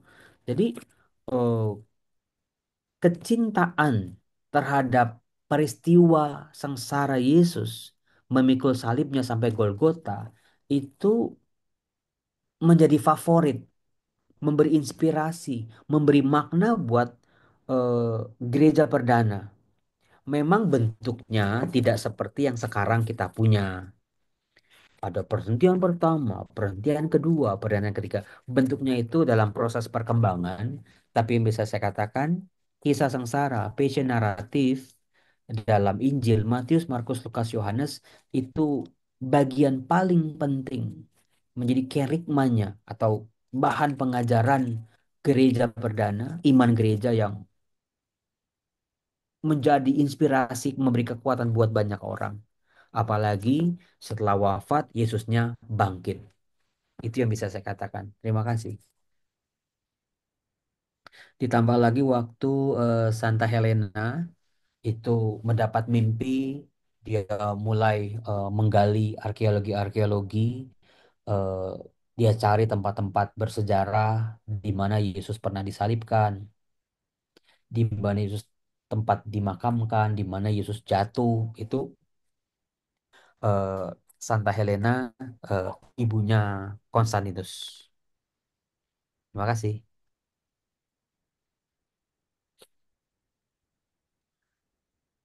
Eh, Mengapa Paskah versi kalender Julian berbeda dengan kalender Gregorian? Mana yang diyakini tanggal Paskah yang benar dari gereja perdana? Yang ini saya tidak mau jawab sekarang karena menghilangkan fokus. Rasanya ya pertanyaan-pertanyaan sudah dijawab begitu jelas dengan pemaparan Romojo. Intinya dari apa yang kita adakan kisah sengsara Yesus ini dan pemaparan Romojo untuk perhentian pertama dan kedua. Intinya inspirasi apa yang bisa kita dapatkan? Kalau semua bertanya tentang Yudas sampai detil, Romojo tunggu kita ketemu Yesus ya Romo ya, baru kita tanya ya Romo ya. Jadi intinya ini ya Bapak Ibu ya membaca kitab suci itu karena ini Romojo ini pakarnya, beliau jawab semua begitu jelas dan komplit. Tapi yang mau saya katakan di sini apa yang kita adakan untuk 7 pertemuan ini adalah inspirasinya apa bagi kita masa Prapaskah ini untuk kita merenung lebih dalam lagi. Karena selama ini kita Prapaskah, jalan salib eh, kita lalui dengan buku yang begitu tebal dan bagus seperti Romo tadi katakan, terngantuk-ngantuk kadang-kadang Romo. Pulang selesai. Jadi di dalam jalan salib itu saja kita terharu dengan apa yang diderita oleh Yesus gitu ya. Dan keluar dari gereja sudah. Cuman kita mikirin besok puasa apa ya? Apa yang selama Rabu Abu sorry selama Prapaskah apa yang kita lakukan ya. Nah, makanya kita ini dapat kesempatan mendapat pakar-pakar yang luar biasa salah satunya Romojo ahli kitab suci yang kita mau ambil itu inspirasinya dari dua orang yang tadi menjadi tema hari ini ya, Yudas dan para algojo. Itu dua-dua itu pengkhianat. Dan bukan hanya mereka, kita pun termasuk di sini mungkin, ya kan? Seperti Yudas, kita pun termasuk dengan apapun motivasinya. Pernahkah kita menjual Yesus? Pernah ya Romo? Pernah. Saya pribadi juga pernah sih hitung-hitungan sama Yesus ya Romo ya. Yudas juga gitu.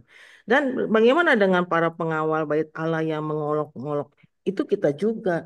Doa kita tidak terjawab, kita tanya Yesus, Yesus, kok ada apa nggak sih? Kok doaku nggak dijawab-jawab? Itu mengolok-olok Yesus loh. Sama aja ya Romo ya.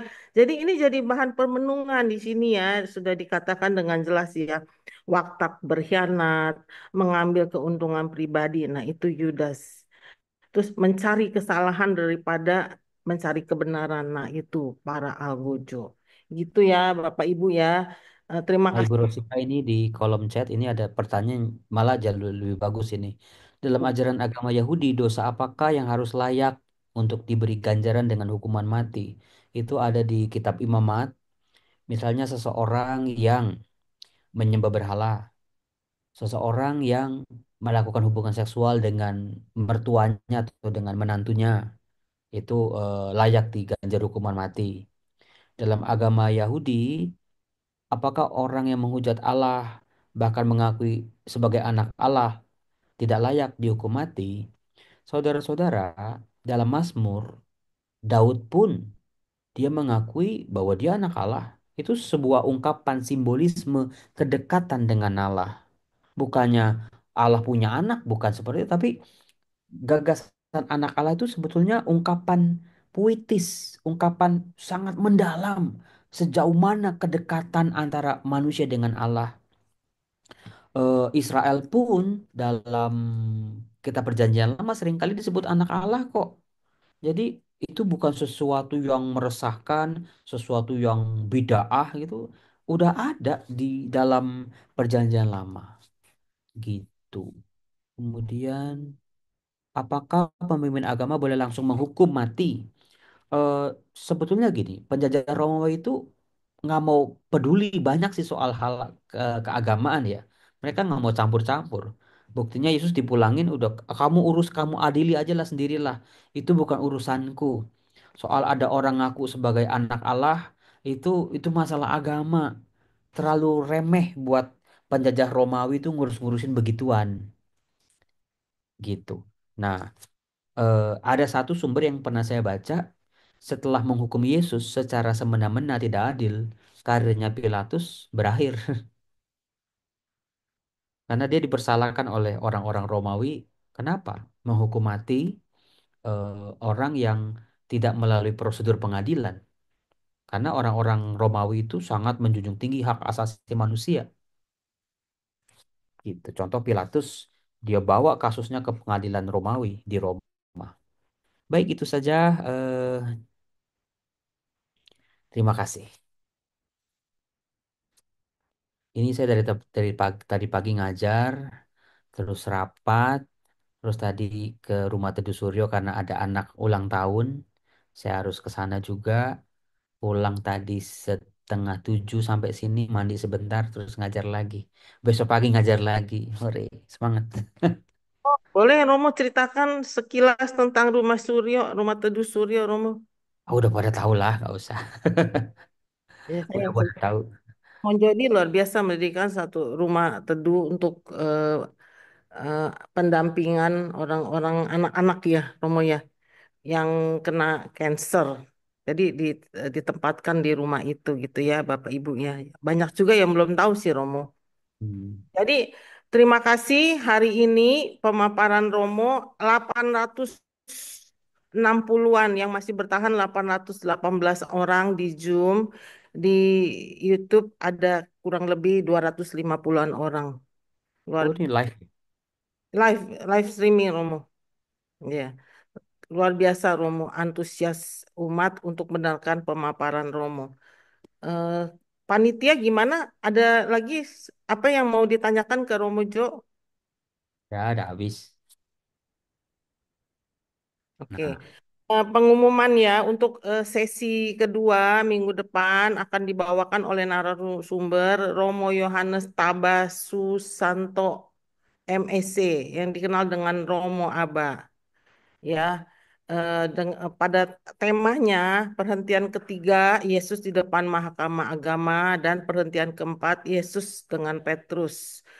Jam yang sama, Zoom yang sama, YouTube yang sama nanti akan di-share di WA grup masing-masing ya Bapak Ibu ya. Silakan hadir. Kalau 7 kali full hadir akan dapat e-sertifikat gitu ya Bapak Ibu ya. Eh, Sebelum kita tutup, mari kita tutup dengan doa ya, doa penutup ya.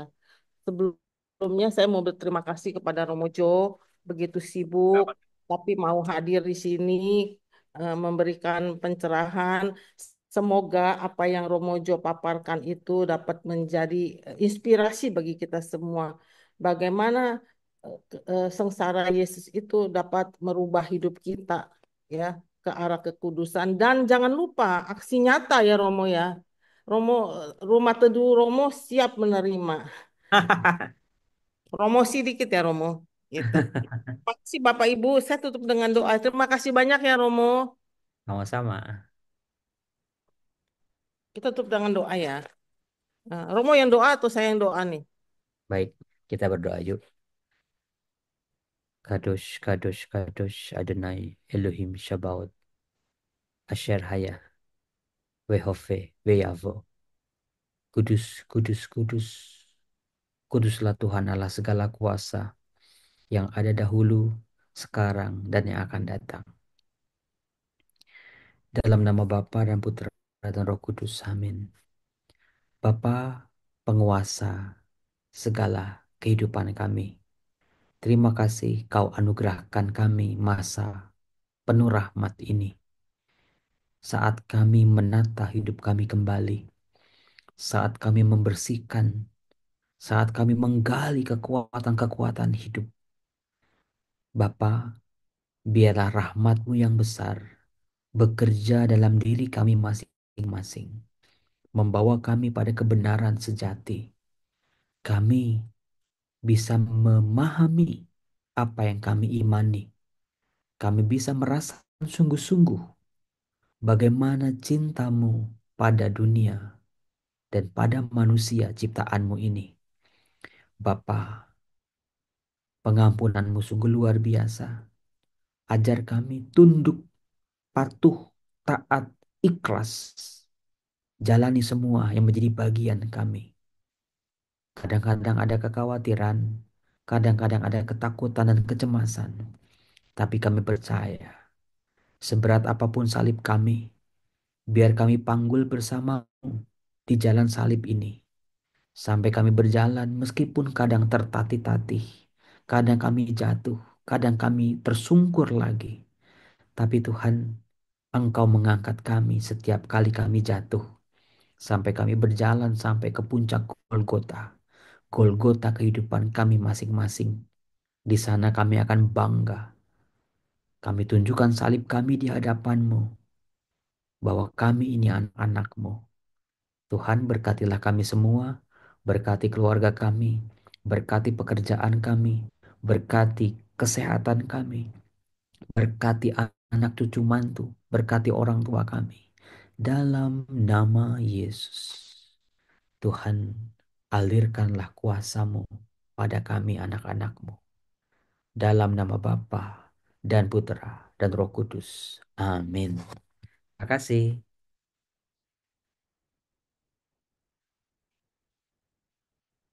Terima kasih, Jo. Terima kasih. Kalau boleh, Romo bertahan sebentar aja.